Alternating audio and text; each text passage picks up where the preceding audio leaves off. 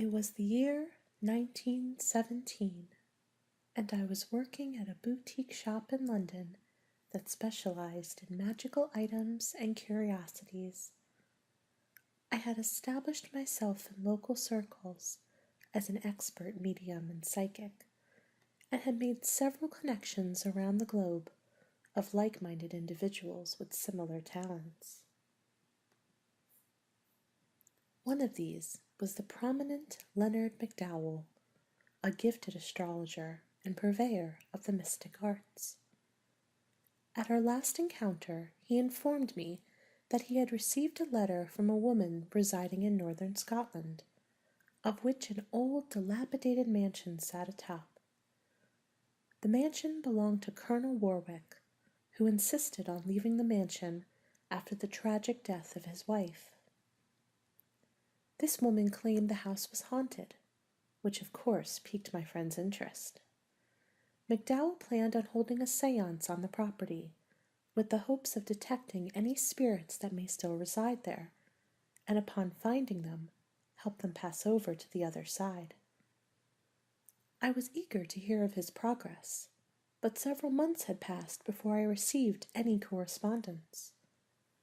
When I finally did, this was his reply.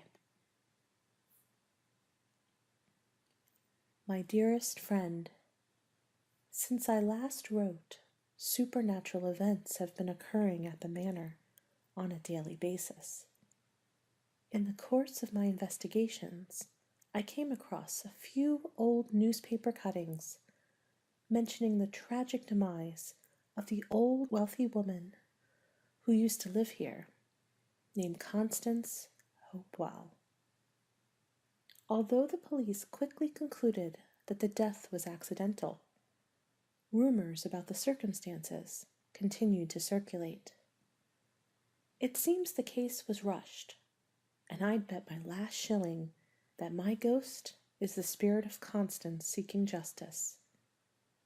Sadly, she is unable to manifest in our world for long enough to communicate. By combining our forces, we might just be able to give her the energy she needs to deliver her message. I therefore extend this invitation. I would be delighted if you could join me without delay at the Warwick Manor to solve this mystery. I look forward to receiving your reply. Ever yours, L. McDowell. Of course, I answered without delay, and said I would be delighted to help him solve this mystery. And so, on the 21st of May, 1917, I headed towards Warwick Manor to explore the mansion myself and help solve the case of the mysterious death of Constance Hopewell.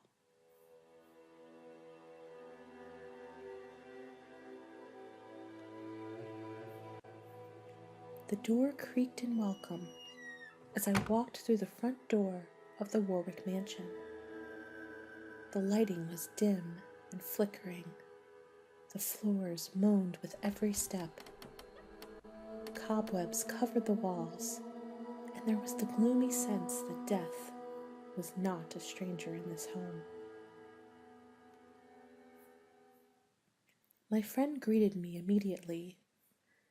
He informed me that the constable in town, Constable Collins, had served McDowell with an eviction notice for tomorrow morning at 7 a.m. It seemed an anonymous source had lodged a complaint that the house was unstable and posed a health hazard to the surrounding neighbors. This was not a coincidence, McDowell exclaimed. Someone is trying to stop us from learning the truth. We are getting close. There's foul play here, I'm sure of it. We just have to prove it. The clock struck midnight in the hall. 7 hours, McDowell said. 7 hours to commune with the ghost and solve this mystery before they kick us out. There's no time to waste. Let's get started. He began by telling me about the ghost, Constance Hopewell. Miss Hopewell was a renowned archaeologist in her day, traveling the world in search of antiquities and treasure. She then became a well-renowned author, writing about her experiences. She died on February 17th, 1918, found in the bathtub in the early morning hours. Her lungs were filled with water, and the coroner ruled it an accidental case of drowning. And yet there were suspicions that someone close to her may have killed her. The police never made much progress, but in consulting the reports, McDowell had learned that they had narrowed it down to 5 suspects. The first suspect was her husband, Colonel Gregory Warwick. Gregory was a game hunter whom Constance met on one of his trips to Africa. He joined the military at age 30 and had just retired when Constance had passed. He said he was sleeping when Constance was found.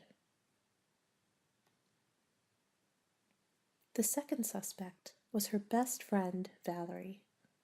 A retired school teacher, Valerie was Constance's live-in maid.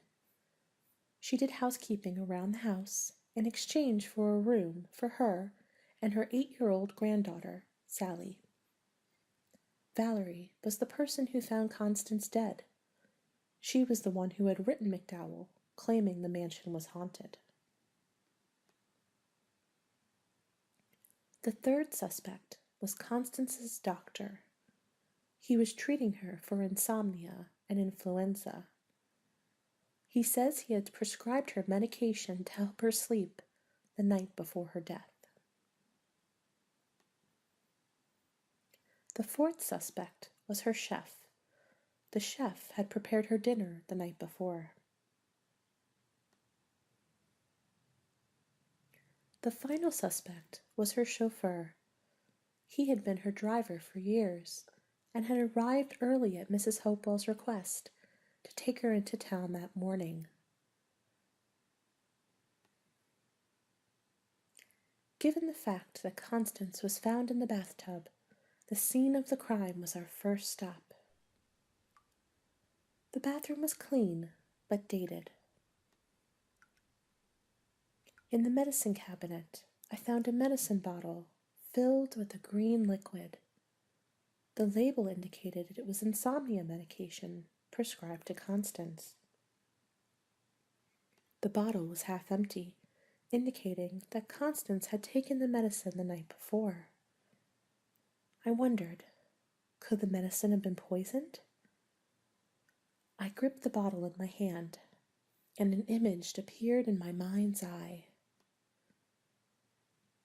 It was an image of a bathtub floating in the sea. The colors were light and airy, and the scenery was calm and dreamlike. I sensed no negative energy. But how could that be? If Constance was drowned in the bathtub, the visions would be dark and angry. Could the bathtub not be the scene of the crime?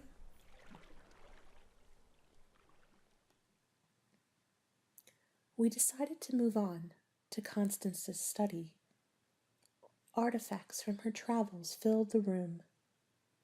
She was a seafaring traveler, crossing the Atlantic and the Pacific numerous times in search of antiquities. The rope on the ship wheel caught my attention, so I held it in my hands and waited for a vision.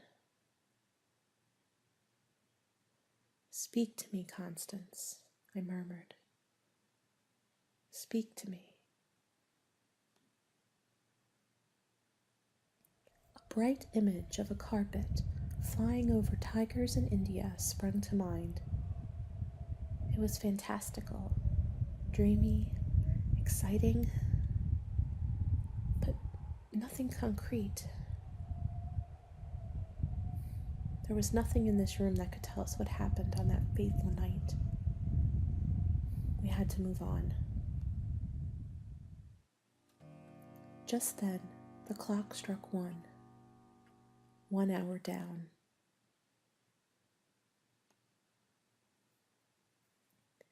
As we headed to the sitting room, a large bare fur caught our attention. Papers littered the table. I spotted a typewriter in the corner. Knowing Constance was an author, I touched my fingers to the keys to see if I could pick up any visions. Immediately, visions of Constance's adventures sprung to mind. Her explorations by sea, by land, and by air. I noticed in every scene a lion stood beside her. What could this lion symbolize, I wondered? What does it mean?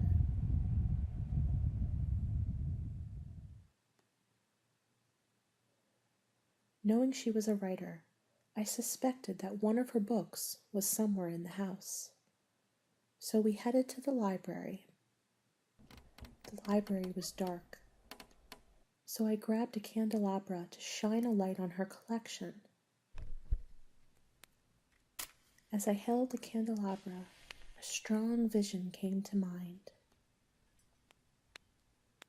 A knight in armor was cutting down a tower with a woman inside.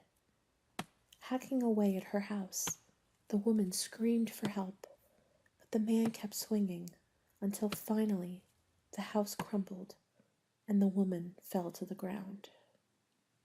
Was she trying to show me her murderer?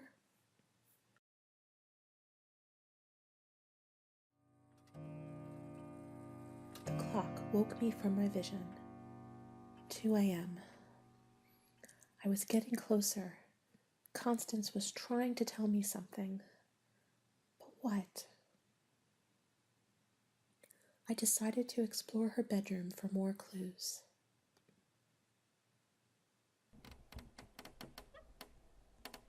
The lion head stared through me, reminding me of the lion that Image had sent me earlier in my vision.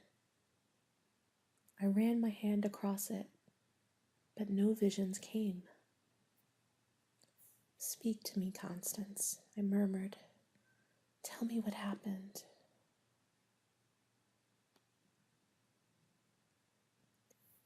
I found a statue on the mantel. As I ran my hand across it, a vision appeared. A pillow was being stabbed by arrows, a sign of betrayal and anger.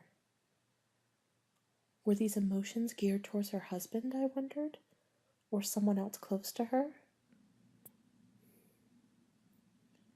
Maybe it was time I stopped examining her possessions and started examining his.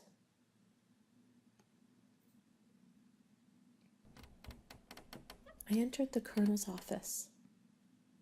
I noted the deer head on the wall, as well as the guns.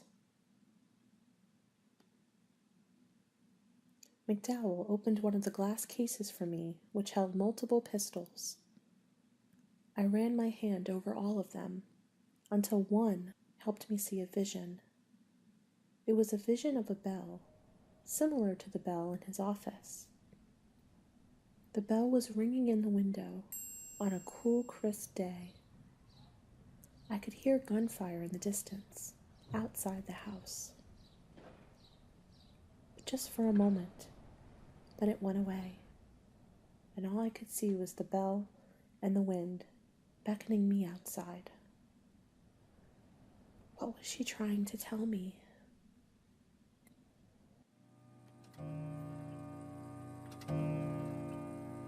The clock struck 3.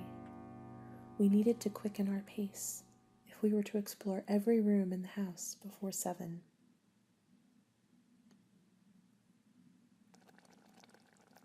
We headed into the kitchen, where an aromatic pot of soup remained from last evening's supper. Pots and pans were strewn around the kitchen. I ran my hands over each of them, and each time I did, one image sprang to mind. It was of a woman walking out of the mouth of a fish, a purse around her shoulder. A man stops her, reaching for her. I can't see his face. Who is it? The face of her killer? Is it the cook? I know it's a man, or at least I think it's a man. It occurs to me, though, before I make that decision, I must rule out her best friend first. So I head to Valerie's bedroom. Her granddaughter's toys were still strewn around the room, as if they still lived there. Apparently, Valerie and her granddaughter fled the house days after Constance's death. A suspicious move, to be sure, or maybe she was just terrified. I ran my fingers slowly across the toys, but no visions appeared. I then touched the clock on the desk, which for some reason was stuck on the hour of 5:06. When I touched the clock, a vision sprung to mind. It was a ballerina dancing next to a soldier. She danced in circles around the soldier, who stood at attention the entire time. The ballerina began moving gracefully towards stage left, farther and farther until she was nearly off stage. Suddenly, the soldier grabbed her hand and spun her back into the middle of the stage. An air of frantic anxiety filled my body. The dancer trying to escape, to be free. Could that signify Constance? Was she trying to get away from someone?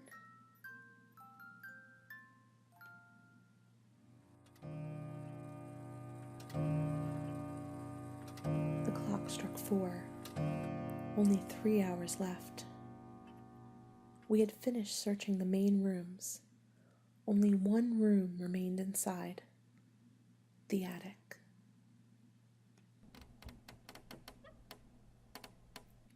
The attic was dusty and filled with old memorabilia.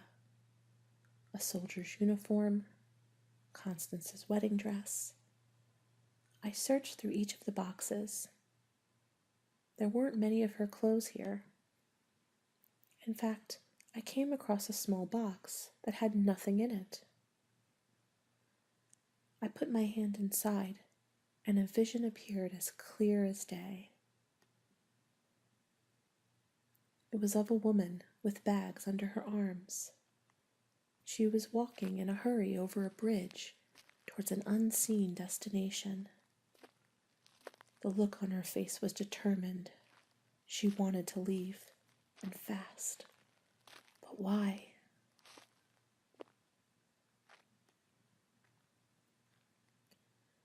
The vision reminded me that we hadn't searched the grounds yet, so we went out to the back of the pool that had been left unattended for some time.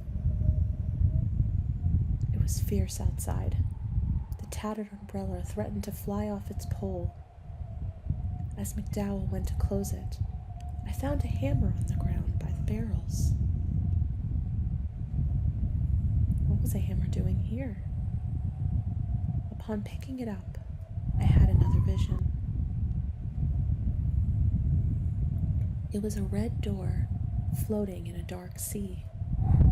The storm raged in the distance, threatening to take down the ship, and a man with a sword approached. The stormy water glistened in my mind's eye. Water seems to be important, and yet the bathtub yielded no helpful visions. Could she have been drowned in the pool and then moved? The clock struck 5. 2 hours left. We had to hurry. As we came around to the front of the house, crows flew towards us, a signal of death. Constance was sending us a message. We were getting close to determining how she died. I could feel it.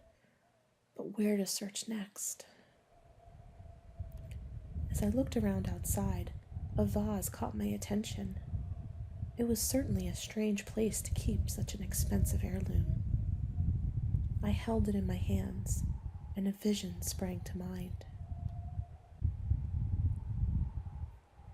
A weathered shed rose in the air over the head of a dead animal. Animals. A hunter. Her husband, perhaps?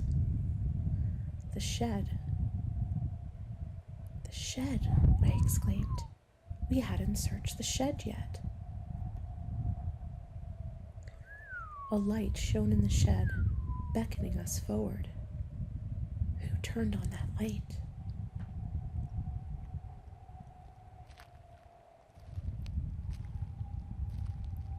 As we walked towards the shed, I stepped on a wrench. I picked it up and had another vision. It was of a rat in man's clothing, walking amongst a crowd of shoppers. His eyes glowed red. Now I was sure it was a man who killed Constance. But who? The husband? The chauffeur? The chef? The doctor? It could be any one of them.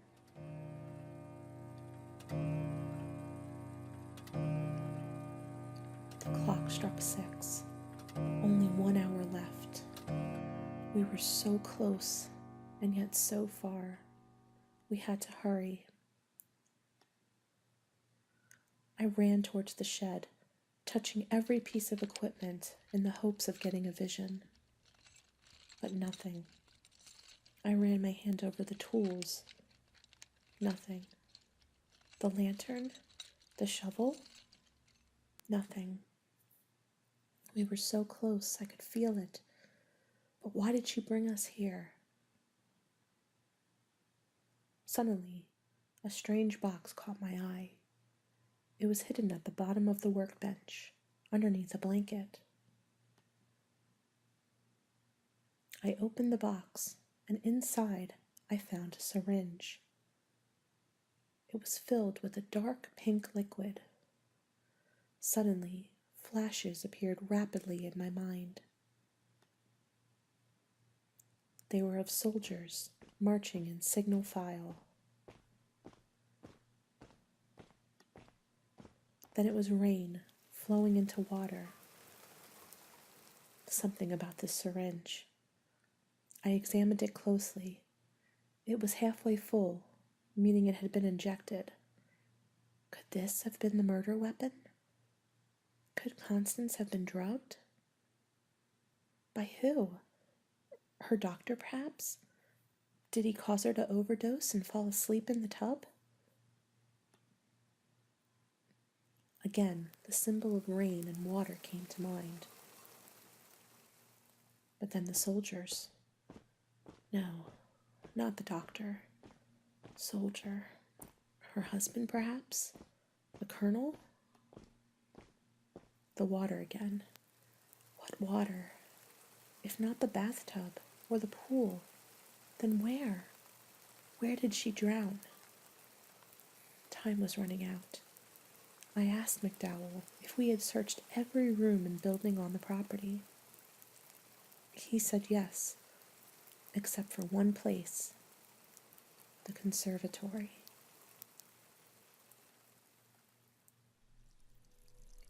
The conservatory was covered with thick glass. It was humid inside, filled with plants. As I walked inside, a sharp gust of air shot me back. A feeling of overwhelming dread erupted through my body. This was the place where Constance was murdered. The lion on the fountain stared back at me, water flowing from his mouth into the bath of water underneath. I walked to the fountain and put my hands under the water. Right away, visions shot through my mind. A man and woman were fighting. She's holding the door closed, trying to escape, but he's too strong. It's the killer. He's overpowering her. Suddenly, all the visions from the night made sense. The killer was someone who had traveled with her. A lion of a man who overpowered and reigned over her, never leaving her side, never leaving her alone. A soldier trained to kill. A soldier intent on destroying her. He wouldn't let her go, wouldn't let her be free. He betrayed her when she was most vulnerable and asleep. A rat in man's clothing, sneaky and covert. He poisoned her while she was sleeping, so she was unconscious and easy to drown.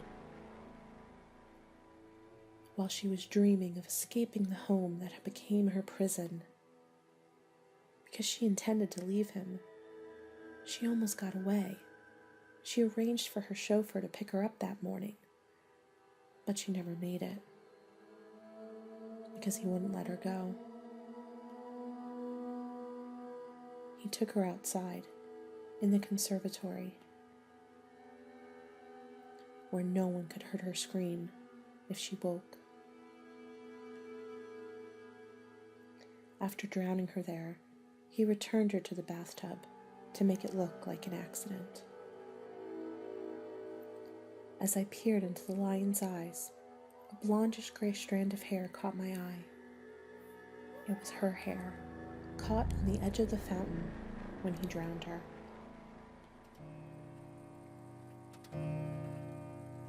The clock struck 7. Time was up.